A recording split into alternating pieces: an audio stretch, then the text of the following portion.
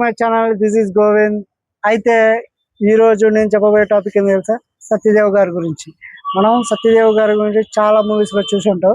జ్యోతిలో వచ్చిన ఎన్నో flop and hits చూశారు. అయితే రాహుబదూర్ది కూడా చాలా బాగుంటుందని అనుకుంటున్నాను నేను కూడా. ఎందుకంటే మనం చూడలేదు కాబట్టి మళ్ళీ చెప్పకూడదు. అయితే నేనైతే ఆయన డైలాగ్స్ అయితే ఇప్పుడున్న ట్రైలర్లో మాత్రం చాలా బాగా అనిపించినాయి. అయితే నేను చెప్పాలనుకున్న టాపిక్ ఏంటంటే బ్లఫ్ మాస్టర్. ఆయన నటించిన మూవీలలో నాకు బాగా నచ్చిన మూవీ జ్యోతిలక్ష్మితో పాటు బ్లఫ్ మాస్టర్ చాలా బాగుంటుంది అనిపిస్తుంది. ఎందుకంటే డబ్బుల కోసం ఏదైనా తప్పు చేయొచ్చురా ఆ సినిమాలో సత్యదేవ్ గారు చేస్తారు. చాలా రియాలిటీగా అనిపిస్తుంది. ఎన్ని కష్టాలు వచ్చినాయి, ఏదొచ్చినా సరే రూపాయి లేకపోతే నేను బతకను, ఈ భూమి మీద రూపాయలు లేనుడు బతకొద్దురా అని చెబుతాడు.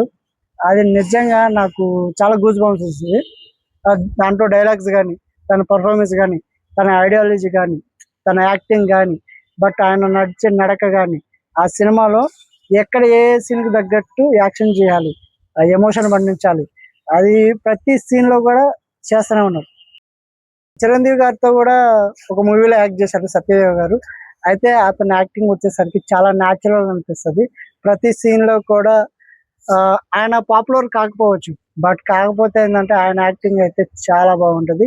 ఇప్పుడు వచ్చే సినిమా కూడా మీరు ఒకసారి అందరూ చూసి అతని టాలెంట్ని ఎంకరేజ్ చేయాలని నేను కోరుకుంటున్నాను. మరొక విషయం